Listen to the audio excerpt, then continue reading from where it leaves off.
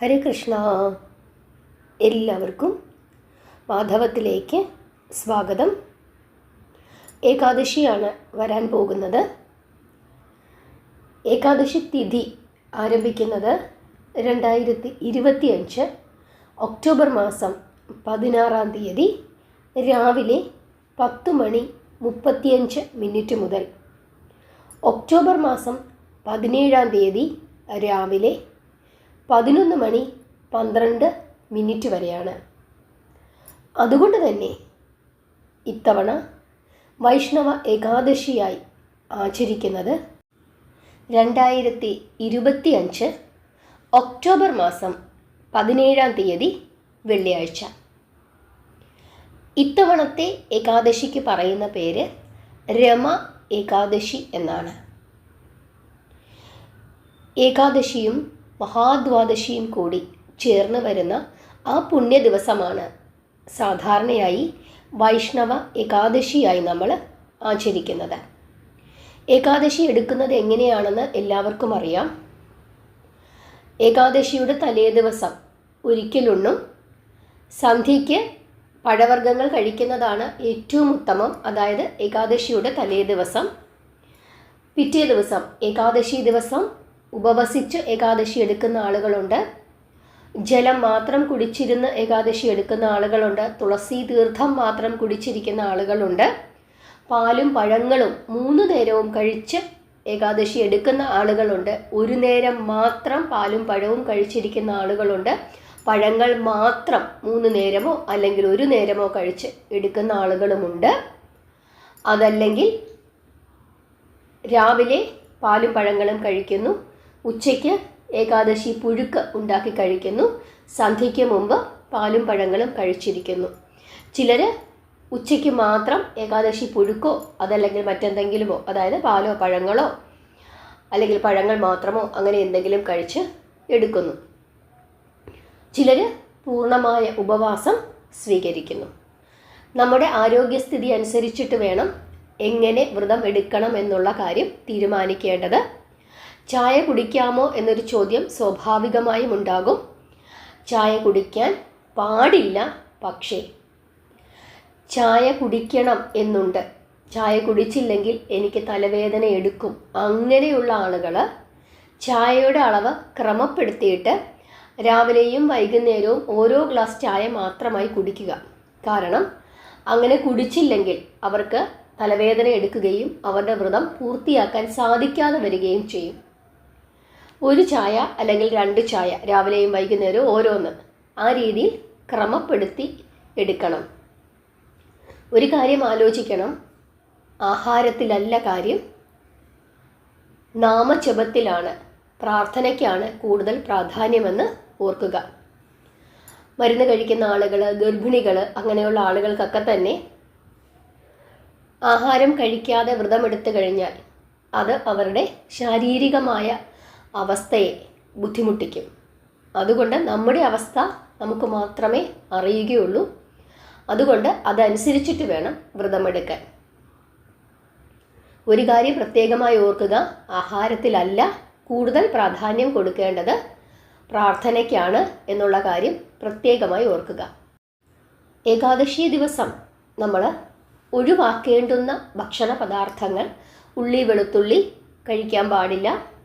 ഒരു തരത്തിലുള്ള ധാന്യങ്ങളും കഴിക്കാൻ പാടില്ല. ഗോതമ്പ്, അരി, റാഗി, തിന, ബാർലി, ഓട്സ് ഇങ്ങനെയുള്ള ഒരു തരത്തിലുള്ള ധാന്യങ്ങളും ഉപയോഗിക്കാൻ പാടില്ല. നോൺ വെജ് പൂർണ്ണമായും ഒഴിവാക്കണം. പച്ചക്കറികൾ ധാരാളമായി കഴിക്കാം. ഭൂമിക്കടിയിൽ വളരുന്ന കിഴങ്ങുവർഗ്ഗങ്ങൾ നമുക്ക് കഴിക്കാം. പാല്, പാലുൽപ്പന്നങ്ങൾ അതൊക്കെ കഴിക്കാം. അതായത് മോര്, തൈര്, വെണ്ണ, നെയ്യ്, പനീർ ഇങ്ങനെയുള്ള സാധനങ്ങളൊക്കെ തന്നെ കഴിക്കാം. പഴവർഗ്ഗങ്ങൾ കഴിക്കാം. ചൗവരി നമുക്ക് കഴിക്കാം. ചൗവരി പാലിൽ കാച്ചി അത് നമുക്ക് കഴിക്കാം. നിലക്കടല, കപ്പലണ്ടി അത് നമുക്ക് കഴിക്കാം. അപ്പം ഇങ്ങനെയുള്ള ഭക്ഷണ പദാർത്ഥങ്ങൾ ഉപയോഗിച്ചുകൊണ്ട് നമുക്ക് വ്രതമെടുക്കാവുന്നതാണ്. ഏകാദശി പുഴുക്ക് എങ്ങനെയാണ് ഉണ്ടാക്കുന്നത് എന്നുള്ള കാര്യം നമ്മുടെ 2ാമത്തെ ചാനൽ കൗസ്തുഭം വെജ് ഫുഡ്സിൽ ഇട്ടിട്ടുണ്ട്. കണ്ടിട്ടില്ലാത്തവർ കൗസ്തുഭം വെജ് ഫുഡ്സ് എന്ന് അടിച്ചു കൊടുത്തു കഴിഞ്ഞാൽ കിട്ടും, യൂട്യൂബിൽ കിട്ടും. അതല്ലെങ്കിൽ നമ്മുടെ ചാനലിൽ കയറി കഴിഞ്ഞാൽ തന്നെ ഒന്ന് താഴേക്ക് സ്ക്രോൾ ചെയ്ത് കഴിഞ്ഞാൽ നമ്മുടെ സെക്കൻഡ് ചാനലായിട്ട് കൗസ്തുഭം വെജ് ഫുഡ്സ് കൊടുത്തിട്ടുണ്ട്. അതിനകത്ത് കയറി നോക്കിയാലും നിങ്ങൾക്ക് കിട്ടാവുന്നതാണ്. ആ രീതിയിൽ നമുക്ക് പുഴുക്കുണ്ടാക്കി കഴിക്കാം. പിറ്റേ ദിവസം, ഏകാദശിയുടെ പിറ്റേ ദിവസം നമ്മൾ കറക്റ്റ് സമയത്ത് തന്നെ നമ്മുടെ വ്രതം അവസാനിപ്പിക്കണം. അത് വളരെ നിർബന്ധമുള്ള കാര്യമാണ്. പാരണാ സമയത്ത് തന്നെ വ്രതം അവസാനിപ്പിക്കണം. ഓരോ സ്ഥലങ്ങളിലും പാരണാ സമയം വ്യത്യസ്തമാണ്. സ്ഥിരമായി 10-55 സ്ഥലങ്ങളിലെ പാരണാ സമയം നമ്മൾ പറയാറുണ്ട്. വീഡിയോയിൽ ഇത്തവണയും പാരണാ സമയം ഞാൻ ഉൾപ്പെടുത്താം. ആ പാരണാ സമയത്ത് തന്നെ നാമം ജപിച്ച് വ്രതകഥ കേട്ട് വ്രതകഥ പറഞ്ഞ് പ്രാർത്ഥിച്ച് നമ്മൾ പാരണ വീടണം. ഏകാദശി ദിവസവും വ്രതകഥ കേൾക്കണം എന്നാണ് പറയുന്നത്. പാരണ വീടുന്ന സമയവും വ്രതകഥ പറഞ്ഞ് പാരണ വീടിക്കഴിഞ്ഞാൽ അത് അങ്ങേയറ്റം ശ്രേഷ്ഠമാണ് എന്ന് പറയുന്നു.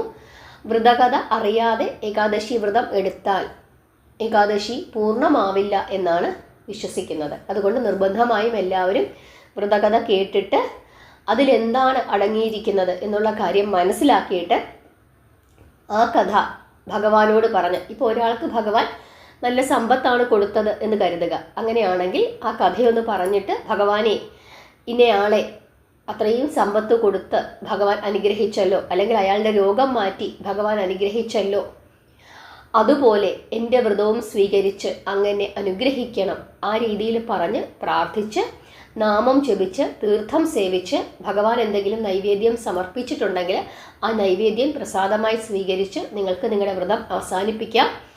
ക്ഷേത്രത്തിൽ പോയി തീർത്ഥം സേവിച്ച് വ്രതം അവസാനിപ്പിക്കാം. നമ്മുടെ വീട്ടിൽ വിളക്ക് തെളിയിച്ച് നാമം ജപിച്ച് വ്രതം അവസാനിപ്പിക്കാം.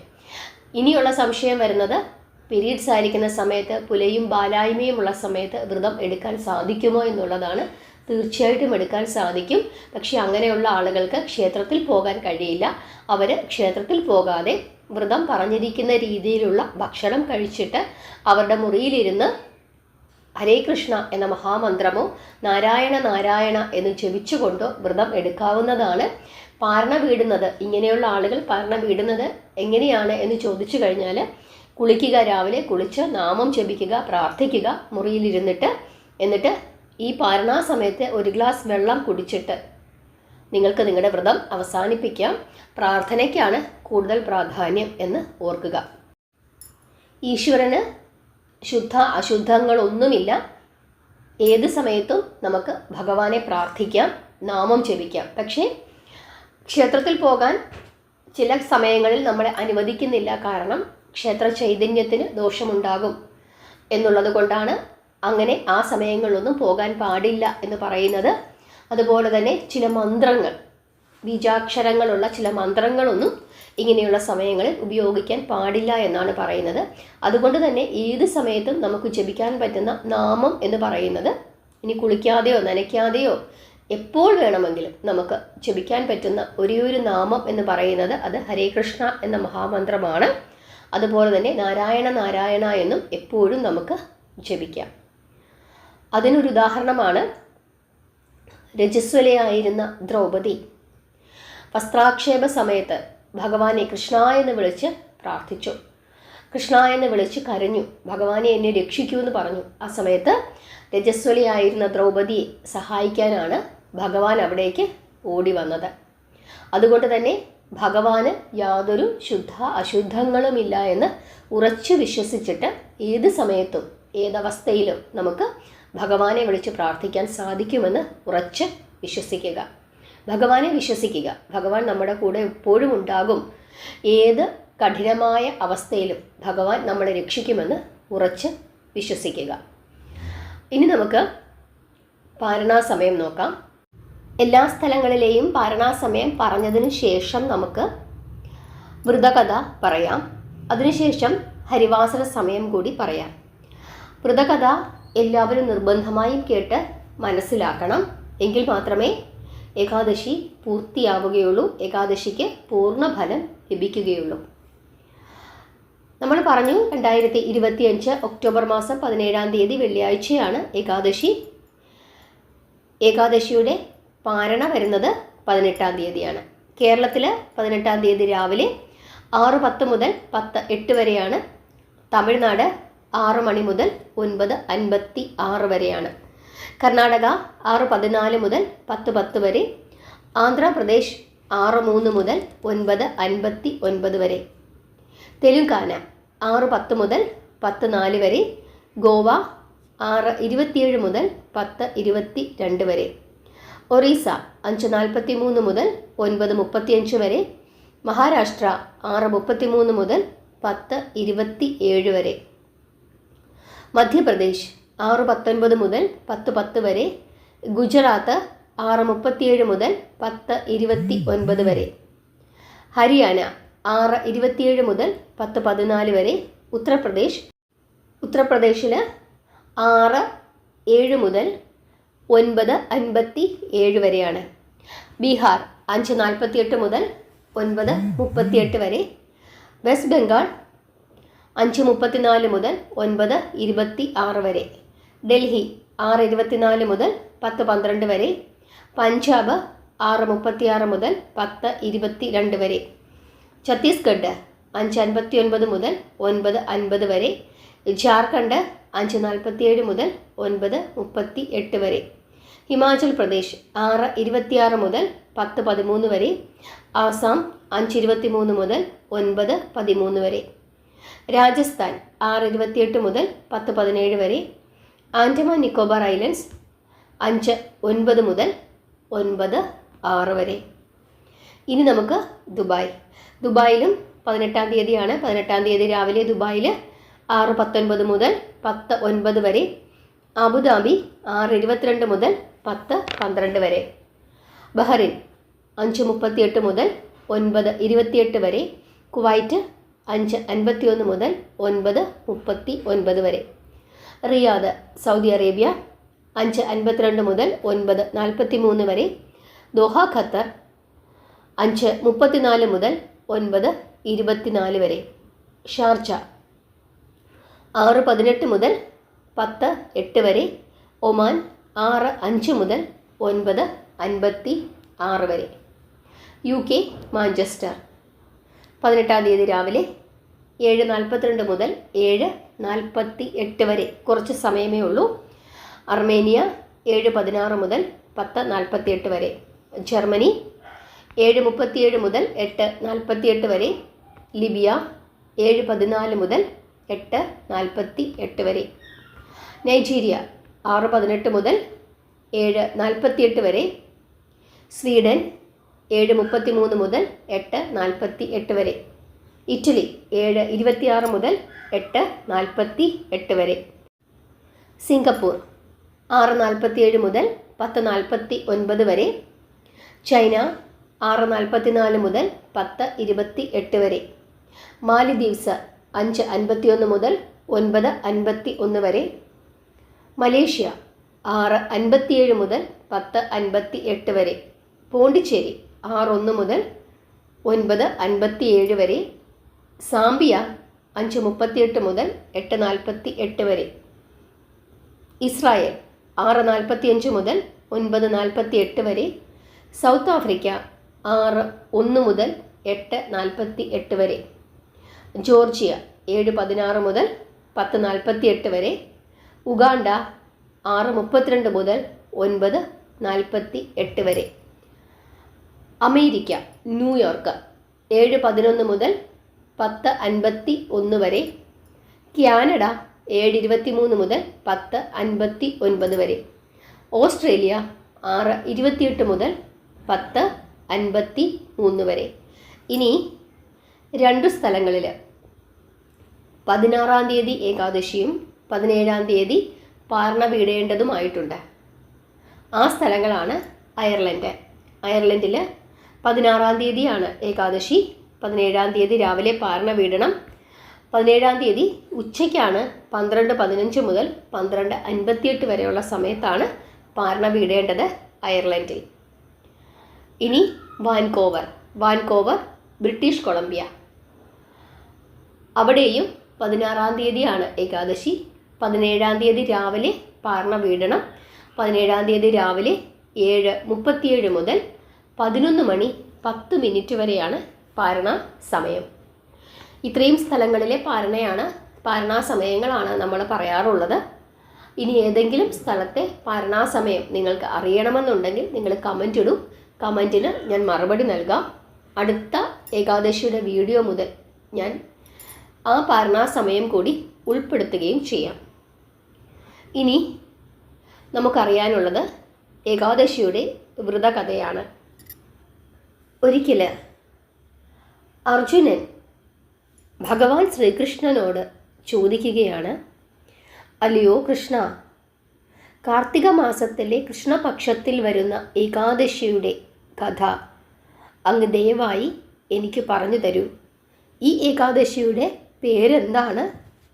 എന്തിനാണ് ഈ ഏകാദശി വ്രതം അനുഷ്ഠിക്കുന്നത്? എന്തൊക്കെയാണ് ഈ ഏകാദശി വ്രതം അനുഷ്ഠിച്ചാൽ ലഭിക്കുന്ന ഫലങ്ങൾ എല്ലാം വിസ്തരിച്ചു തന്നെ പറഞ്ഞു തരൂ എന്ന് അർജുനൻ കൃഷ്ണനോട് ചോദിക്കുന്നു.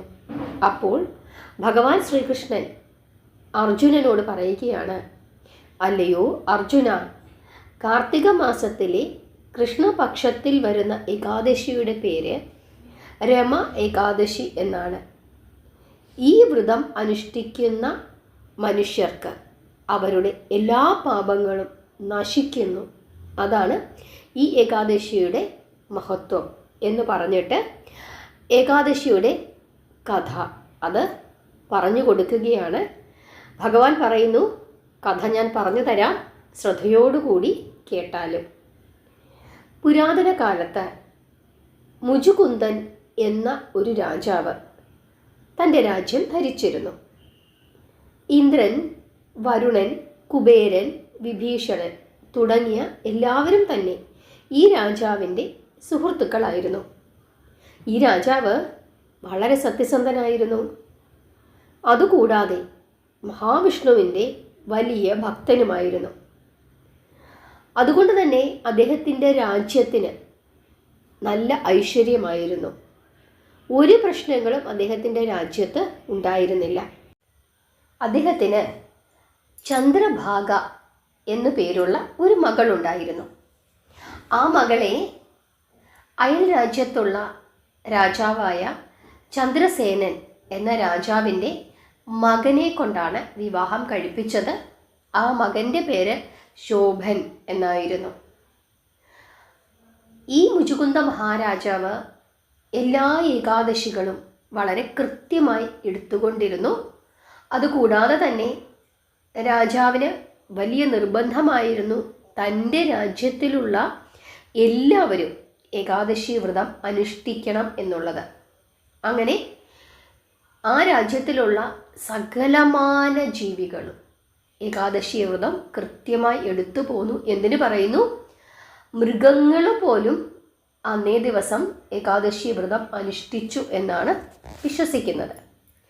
അങ്ങനെ കാർത്തിക മാസത്തിൽ ഈ ശോഭൻ എന്ന രാജകുമാരനും മകളും മുചുകുന്ദ മഹാരാജാവിൻ്റെ മകളും കൂടി തൻ്റെ വീട്ടിലേക്ക് വരികയാണ്, തൻ്റെ രാജ്യത്തിലേക്ക് വരികയാണ്. ഈ മകളുടെ രാജ്യത്തിലേക്ക്, അതായത് മുചുകുന്ദ രാജാവിൻ്റെ രാജ്യത്തിലേക്ക് വരികയാണ്.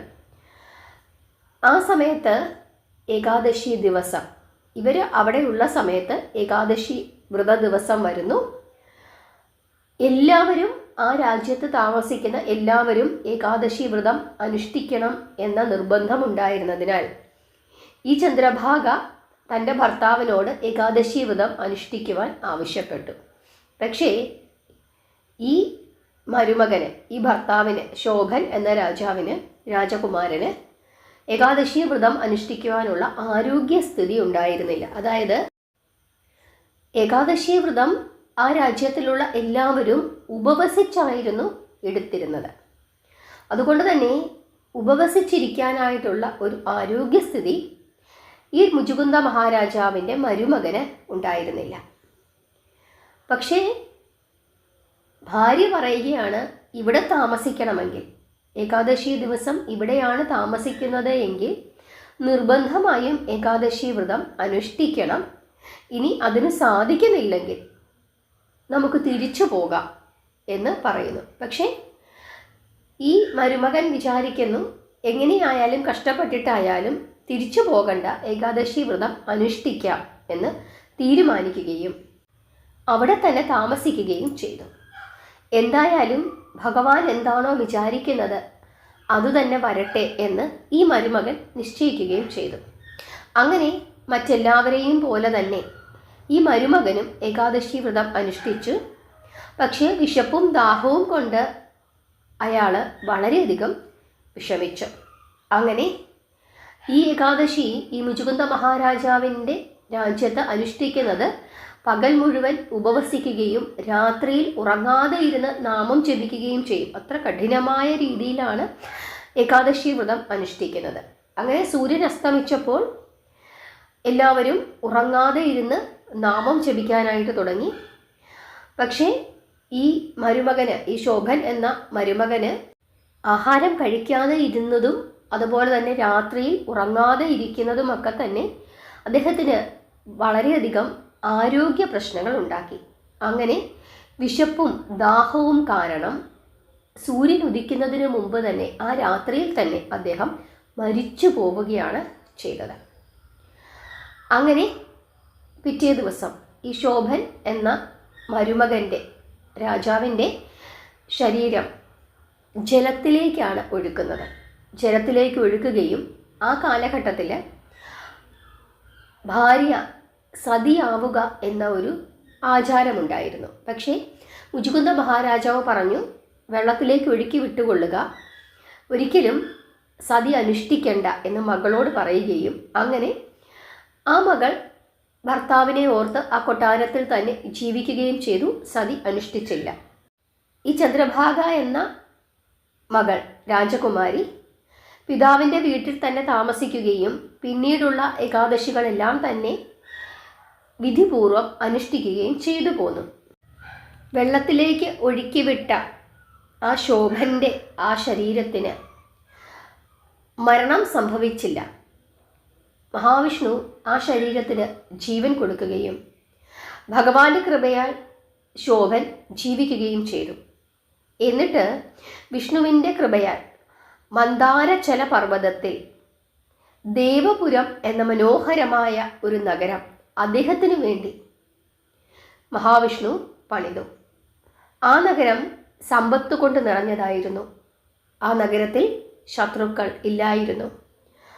ആ ദേവപുരത്തിൻ്റെ രാജാവാക്കി മഹാവിഷ്ണു ഈ ശോഭനെ മാറ്റി. രത്നങ്ങളും മുത്തുകളും സ്വർണവും കൊണ്ട് നിർമ്മിച്ച കൊട്ടാരമായിരുന്നു അദ്ദേഹത്തിൻ്റേത്. മനോഹരമായ വസ്ത്രങ്ങളും ആഭരണങ്ങളും ധരിച്ച് സ്വർണവും വിലയേറിയ കല്ലുകളും കൊണ്ട് നിർമ്മിച്ച ഒരു സിംഹാസനത്തിൽ അങ്ങനെ രാജാവായ ശോഭൻ ഇരിക്കുന്നു. ഗന്ധർവന്മാരും അപ്സരസുകളും നൃത്തം ചെയ്യുകയും അദ്ദേഹത്തെ സ്തുതിക്കുകയും ചെയ്തു പോന്നു. ആ നിമിഷം ശോഭൻ എന്ന രാജാവ് മറ്റൊരു ഇന്ദ്രനായി കാണപ്പെട്ടു. ഈ സമയത്ത് മുചുകുന്ദ നഗരത്തിൽ നിന്നുള്ള സോമശർമ്മ എന്ന ഒരു ബ്രാഹ്മണൻ തീർത്ഥാടനത്തിന് പുറപ്പെട്ടു. അങ്ങനെ തീർത്ഥാടനം ചെയ്ത് ഇങ്ങനെ നടക്കുന്നതിൻ്റെ ഇടയിൽ അദ്ദേഹം ഈ ശോഭൻ എന്ന രാജാവിൻ്റെ രാജ്യത്ത് എത്തിച്ചേരുകയും ഈ രാജാവിനെ കണ്ടുമുട്ടുകയും ചെയ്തു. ഈ ബ്രാഹ്മണൻ ശോഭനെ തിരിച്ചറിയുന്നു. ഇത് തൻ്റെ രാജാവായ മുചുകുന്ദ മഹാരാജാവിൻ്റെ മരുമകനാണല്ലോ എന്ന് ഈ ബ്രാഹ്മണൻ തിരിച്ചറിയുകയും ഈ സോമശർമ്മൻ എന്ന ബ്രാഹ്മണൻ രാജാവായ ശോഭൻ്റെ അടുക്കലേക്ക് എത്തുകയും ചെയ്തു. സോമശർമ്മൻ ഈ രാജാവിനോട്, അതായത് ശോഭൻ എന്ന രാജാവിനോട് ഇത് മുചുകുന്ദ രാജാവിൻ്റെ മരുമകനല്ലേ എന്ന സംശയം ചോദിക്കുകയും അതുതന്നെയാണ് എന്ന് മനസ്സിലാക്കുകയും ചെയ്തു. അങ്ങനെ അവർ പരസ്പരം പരിചയപ്പെട്ടു. ശോഭൻ തൻ്റെ അമ്മായിയച്ഛൻ്റെയും ഭാര്യയായ ചന്ദ്രഭാഗയുടെയും വിശേഷങ്ങളൊക്കെ ഈ സോമശർമ്മൻ എന്ന ബ്രാഹ്മണനോട് ചോദിക്കുന്നു. അപ്പോൾ ഈ ബ്രാഹ്മണൻ പറയുകയാണ്, അല്ലയോ രാജാവേ, നമ്മുടെ രാജാവ് സുഖമായിരിക്കുന്നു, അങ്ങയുടെ ഭാര്യ ചന്ദ്രഭാഗയും സുഖമായിരിക്കുന്നു. എന്തുകൊണ്ടാണ് അങ്ങ് അങ്ങോട്ടേക്ക് വരാഞ്ഞത്? അങ്ങ് മരിച്ചുപോയി എന്നാണല്ലോ ഞങ്ങളെല്ലാവരും കരുതിയിരുന്നത് എന്നൊക്കെ വിശേഷങ്ങളൊക്കെ തിരിച്ചും ചോദിക്കുന്നു. അങ്ങനെ നടന്ന കാര്യങ്ങളൊക്കെ തന്നെ, അതായത് വെള്ളത്തിലേക്ക് ഉപേക്ഷിച്ചു കഴിഞ്ഞപ്പോൾ പിന്നീട് അദ്ദേഹത്തിന് ജീവൻ തിരിച്ചു കിട്ടിയതും മഹാവിഷ്ണു അദ്ദേഹത്തിൻ്റെ മുമ്പിൽ പ്രത്യക്ഷപ്പെട്ടതും ഇങ്ങനെയൊരു നഗരം അദ്ദേഹത്തിന് വേണ്ടി നിർമ്മിച്ച് ഇവിടുത്തെ രാജാവാക്കി ഇരിക്കുകയാണ് എന്നുള്ള കാര്യങ്ങളൊക്കെ തന്നെ വളരെ വിശദമായി തന്നെ പറഞ്ഞു കൊടുക്കുന്നു. എന്നിട്ട് പറയുകയാണ്, അല്ലയോ ബ്രാഹ്മണ ശ്രേഷ്ഠ, കാർത്തിക മാസത്തിലെ കൃഷ്ണപക്ഷത്തിലെ രമ ഏകാദശി വ്രതം അനുഷ്ഠിച്ചതിൻ്റെ ഫലമായിട്ടാണ് എനിക്ക് ഇത്രയും മനോഹരമായ നഗരം മഹാവിഷ്ണു തന്നത്. പക്ഷേ ഈ നഗരം അസ്ഥിരമാണ്, അതായത് സ്ഥിരമായി ഉള്ളതല്ല എന്ന് പറഞ്ഞു കൊടുക്കുന്നു. അപ്പോൾ ബ്രാഹ്മണൻ ചോദിക്കുകയാണ്, എന്തുകൊണ്ടാണ് ഈ നഗരം അസ്ഥിരമായിരിക്കുന്നത്, ഇതെങ്ങനെ സ്ഥിരപ്പെടുത്താൻ സാധിക്കുമെന്ന്. അപ്പോൾ ഈ ശോഭൻ പറയുകയാണ്, ബ്രാഹ്മണദേവ, ഞാൻ മനസ്സില്ലാ മനസ്സോടുകൂടിയും ഭക്തി കൂടാതെയും ആണ് വ്രതം അനുഷ്ഠിച്ചത്. അതിൻ്റെ ഫലമായി എനിക്ക് ഈ അസ്ഥിരമായ നഗരം ലഭിച്ചു. എന്നിരുന്നാലും ഈ കഥ, അതായത് എൻ്റെ കഥ മുചുകുന്ദ മഹാരാജാവിൻ്റെ മകളായ ചന്ദ്രഭാഗയെ അറിയിച്ചാൽ അവൾക്ക് എൻ്റെ ഈ നഗരം സ്ഥിരപ്പെടുത്താൻ സാധിക്കും എന്ന് ശോഭൻ എന്ന രാജാവ് ഈ ബ്രാഹ്മണനോട് പറയുന്നു. ശോഭൻ എന്ന രാജാവിൻ്റെ വാക്കുകൾ കേട്ട് ബ്രാഹ്മണൻ തൻ്റെ നഗരത്തിലേക്ക് മടങ്ങുകയും മുഴുവൻ കഥയും ചന്ദ്രഭാഗ എന്ന രാജകുമാരിയോട് പറയുകയും ചെയ്തു. ബ്രാഹ്മണൻ ചന്ദ്രഭാഗയോട് പറയുകയാണ്, അല്ലയോ രാജകുമാരി, ഞാൻ നിങ്ങളുടെ ഭർത്താവിനെ കണ്ടു. അദ്ദേഹത്തെയും അദ്ദേഹത്തിൻ്റെ നഗരത്തെയും ഞാൻ എൻ്റെ സ്വന്തം കണ്ണുകൊണ്ട് കണ്ടു. പക്ഷേ ആ നഗരം അസ്ഥിരമാണ്. അത് സ്ഥിരതയുള്ളതാക്കുവാൻ അവിടത്തേക്ക് മാത്രമേ സാധിക്കൂ എന്നാണ് ശോഭൻ എന്നോട് പറഞ്ഞു വിട്ടത് എന്ന് പറയുന്നു. ബ്രാഹ്മണൻ്റെ ഇപ്രകാരമുള്ള വാക്കുകളിൽ നിന്ന് തൻ്റെ ഭർത്താവ് ജീവിച്ചിരിക്കുന്നു എന്നറിഞ്ഞ ചന്ദ്രഭാഗ സന്തോഷിക്കുകയും ബ്രാഹ്മണനോട് പറയുകയാണ്, അല്ലയോ പണ്ഡിതനായ ബ്രാഹ്മണ, ദയവായി എന്നെ ആ നഗരത്തിലേക്ക് അങ്ങ് കൊണ്ടുപോകൂ. എനിക്ക് എൻ്റെ ഭർത്താവിനെ കാണുവാൻ ആഗ്രഹമുണ്ട്. എൻ്റെ ഉപവാസത്തിൻ്റെ ശക്തിയാൽ ഞാൻ ആ നഗരത്തെ സ്ഥിരപ്പെടുത്തും. ഇങ്ങനെയുള്ള ചന്ദ്രഭാഗയുടെ വാക്കുകൾ കേട്ടപ്പോൾ ആ ബ്രാഹ്മണൻ അവളെ മന്ദാരചല പർവ്വതത്തിനടുത്തുള്ള വാമദേവൻ്റെ ആശ്രമത്തിലേക്ക് കൊണ്ടുപോയി. അവിടെ വച്ച് ചന്ദ്രഭാഗ തൻ്റെ മുഴുവൻ കഥയും വാമദേവനോട് പറയുന്നു.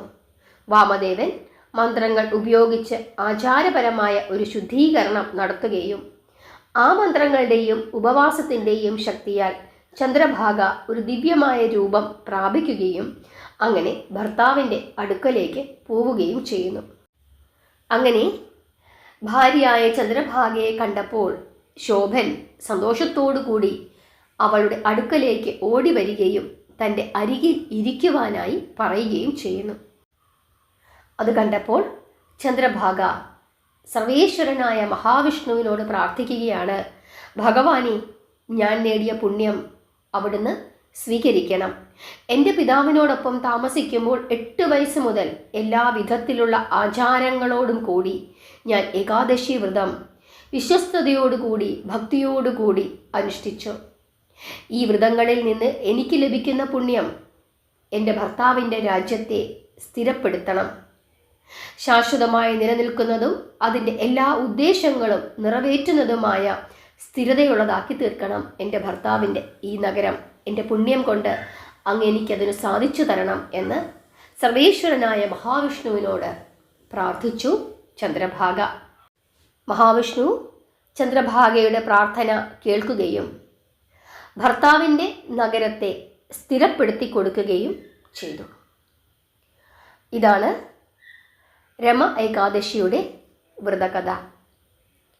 എന്നിട്ട് ഭഗവാൻ ശ്രീകൃഷ്ണൻ അർജുനനോട് പറയുകയാണ്, അല്ലയോ അർജുന, രമ ഏകാദശി ഭക്തിയോടുകൂടി അനുഷ്ഠിച്ചാൽ ഏതൊരുവനാണോ ഭക്തിയോടുകൂടി ഈ വ്രതം അനുഷ്ഠിക്കുന്നത് അവൻ്റെ എല്ലാ പാപങ്ങളും നശിക്കും. അതുപോലെ തന്നെ ഏകാദശിയുടെ ഈ വ്രതകഥ ആരാണോ കേൾക്കുന്നത് അവന് മരണശേഷം വിഷ്ണുലോകം ലഭിക്കുകയും ചെയ്യും എന്ന് പറഞ്ഞിട്ട് ഈ കഥയുടെ സാരം നമുക്ക് പറഞ്ഞു തരികയാണ്. എന്താണ്? ഭഗവാൻ ശ്രീഹരി അങ്ങേയറ്റം കരുണാമയനും ക്ഷമിക്കുന്നവനുമാണ്. ആരെങ്കിലും അദ്ദേഹത്തെ ഭക്തിപൂർവമോ നിർബന്ധപൂർവമോ ആരാധിക്കുകയോ ഏകാദശി വ്രതം അനുഷ്ഠിക്കുകയോ ചെയ്താൽ പോലും അവർക്ക് മഹാവിഷ്ണു ധാരാളം അനുഗ്രഹങ്ങൾ നൽകും. എന്നിരുന്നാലും ഒരാൾ എപ്പോഴും പൂർണ്ണ ഭക്തിയോടുകൂടി തന്നെ ഭഗവാനെ ആരാധിക്കണം എന്നുകൂടി പറയുന്നു. ഭാര്യയായ ചന്ദ്രഭാഗ ഏകാദശി വ്രതങ്ങൾ ഭക്തിപൂർവം അനുഷ്ഠിച്ചതിൻ്റെ ഫലമായിട്ടാണ് ശോഭൻ എന്ന രാജാവിന് തൻ്റെ രാജ്യം സ്ഥിരപ്പെടുത്തുവാൻ കഴിഞ്ഞത്. ഇവിടെ ശോഭന് രാജ്യം ലഭിച്ചു ഏകാദശി വ്രതം അനുഷ്ഠിച്ചതുകൊണ്ട്. പക്ഷേ ഭക്തിയില്ലാതെയും നിർബന്ധപൂർവവുമാണ് അനുഷ്ഠിച്ചത്. എന്നിട്ട് പോലും രാജാവിന് രാജ്യം ഭഗവാൻ കൊടുത്തു. പക്ഷേ ചില കുഴപ്പങ്ങൾ ഉണ്ടാക്കിയിട്ടാണ് കൊടുത്തത്. അതായത് സ്ഥിരമല്ല, എപ്പോൾ വേണമെങ്കിലും നശിക്കപ്പെടാം. പക്ഷെ ചന്ദ്രഭാഗ കൃത്യമായി ഭക്തിയോടുകൂടി വ്രതം അനുഷ്ഠിച്ചതുകൊണ്ട് ഭർത്താവിനെ സഹായിക്കാനായി സാധിച്ചു. ഇതാണ് ഈ ഏകാദശി വ്രതകഥയിലൂടെ നമ്മൾ മനസ്സിലാക്കേണ്ടുന്ന കാര്യം. അറിയാതെയാണെങ്കിൽ പോലും നാരായണ നാമം ജപിച്ചു കഴിഞ്ഞാൽ വിഷ്ണുലോകം പ്രാപിക്കും എന്ന് നമ്മൾ കേട്ടിട്ടുണ്ട്. അതിനുള്ള ഏറ്റവും വലിയ ഉദാഹരണമാണ് അജാമളൻ. മാധവത്തിലൂടെ അജാമളമോക്ഷം ധാരാളം അവസരങ്ങളിൽ നമ്മൾ പറഞ്ഞിട്ടുണ്ട്. അറിയാൻ സാധിക്കുന്നില്ല, നിങ്ങൾക്ക് ആർക്കെങ്കിലും ആ കഥ അറിയാൻ സാധിക്കുന്നില്ലെങ്കിൽ അജാമളമോക്ഷം നമ്മുടെ ചാനലിലുണ്ട്. അതല്ലെങ്കിൽ മറ്റൊരവസരത്തിൽ നമുക്ക് അജാമളമോക്ഷം പറയാം. ഇതിപ്പോൾ ദാമോദര മാസമാണ്, അതുകൊണ്ട് തന്നെ ഏതെങ്കിലും ദിവസങ്ങളിലൊക്കെ തന്നെ നമുക്ക് ആ കഥയൊക്കെ ഒന്ന് പറഞ്ഞു പോകാം. വളരെ ശ്രേഷ്ഠമായ പുണ്യമായ കഥയാണ് അജാമളമോക്ഷം, അതുപോലെ തന്നെ ധ്രുവചരിതം, ഇതൊക്കെ തന്നെ. അതുകൊണ്ട് എല്ലാവരും ഭക്തിയോടുകൂടി മഹാവിഷ്ണുവിനെ പ്രാർത്ഥിക്കുക. തീർച്ചയായിട്ടും അതിൻ്റെ ഫലം എല്ലാവർക്കും ലഭിക്കും. ഇനി നമുക്ക് അറിയാനുള്ളത് ഹരിവാസര സമയമാണ്. ഹരിവാസര സമയം എന്ന സമയം കൊണ്ട് ഉദ്ദേശിക്കുന്നത് ഭഗവാൻ മഹാവിഷ്ണു മഹാലക്ഷ്മിയോടുകൂടി ഈ ഭൂമിയിൽ, മഹാവിഷ്ണുവിൻ്റെയും മഹാലക്ഷ്മിയുടെയും സാന്നിധ്യം ഈ ഭൂമിയിൽ കൂടുതലായി കാണപ്പെടുന്ന സമയമാണ് എന്നാണ് പറയുന്നത്. അതായത് ഏകാദശി ദിവസത്തെ ഏറ്റവും ഫലവത്തായ ഫലസിദ്ധിയുള്ള സമയമാണ്. ഈ സമയത്ത് പ്രാർത്ഥിച്ചു കഴിഞ്ഞാൽ മഹാവിഷ്ണുവിൻ്റെയും മഹാലക്ഷ്മിയുടെയും അനുഗ്രഹം ലഭിക്കുമെന്ന് പറയുന്നുണ്ട്. ഈ ഏകാദശിയുടെ പേര് തന്നെ രമ ഏകാദശി എന്നാണ്. രമ എന്നാൽ മഹാലക്ഷ്മി, മഹാലക്ഷ്മിയുടെ മറ്റൊരു പേരാണ് രമ എന്നുള്ളത്. ഹരിവാസര സമയം എന്ന് പറയുന്നത് ഒക്ടോബർ 17 വെളുപ്പിനെ ഏകദേശം ഒരു 5:15 മുതൽ വൈകുന്നേരം 5:29 വരെയാണ്. അതായത് പകൽ സമയമാണ്. വെളുപ്പിനെ 5 മണി മുതൽ സന്ധ്യാപ്രാർത്ഥന വരെ ആ പകൽ സമയം മുഴുവൻ ഇരുന്ന് നിങ്ങൾ പ്രാർത്ഥിച്ചോളൂ. ഹരേ കൃഷ്ണ എന്ന മഹാമന്ത്രം നിരന്തരം ജപിച്ചു കൊള്ളുക. വിഷ്ണു സഹസ്രനാമം ജപിക്കാൻ സാധിക്കുന്നുണ്ടെങ്കിൽ അത് ചെയ്യുക. ഏകാദശി ദിവസം നമ്മൾ എന്തു ഭക്ഷണം കഴിച്ചാലും ഭഗവാന് അത് നൈവേദ്യമായി സമർപ്പിച്ചതിന് ശേഷം കഴിക്കാൻ സാധിക്കുമെങ്കിൽ അങ്ങനെ ചെയ്യുക. പരദൂഷണങ്ങളൊന്നും തന്നെ അന്നേ ദിവസം പറയരുത്. പരമാവധി നല്ല കാര്യങ്ങൾ മാത്രം ചിന്തിക്കുകയും നല്ല കാര്യങ്ങൾ മാത്രം പറയുകയും ചെയ്യുക. വാക്കുകൾക്കും പ്രവർത്തികൾക്കും ശുദ്ധി ഉണ്ടാവുക, അതാണ് ഏറ്റവും പ്രധാനപ്പെട്ട കാര്യം. ഏകാദശി വ്രതം എടുക്കുന്ന ആളുകൾ ശ്രദ്ധിക്കേണ്ടുന്ന ഒരു വളരെ പ്രധാനപ്പെട്ട കാര്യമുണ്ട്. അന്നേ ദിവസമെങ്കിലും മറ്റുള്ളവരെ വാക്കുകൊണ്ടോ പ്രവൃത്തി കൊണ്ടോ വിഷമിപ്പിക്കാതിരിക്കുക. അക്കാര്യമൊന്ന് പ്രത്യേകം ഓർത്തുകൊള്ളുക. നാമം ജപിക്കുക, പ്രാർത്ഥിക്കുക. കലിയുഗമാണ്, നാമജപത്തിനാണ് ഏറ്റവും കൂടുതൽ പ്രാധാന്യം. എല്ലാവരെയും ഭഗവാൻ അനുഗ്രഹിക്കട്ടെ. അമ്മ മഹാമായയുടെ അനുഗ്രഹം നിങ്ങൾക്ക് എല്ലാവർക്കും ഉണ്ടാകട്ടെ. ഹരേ കൃഷ്ണ.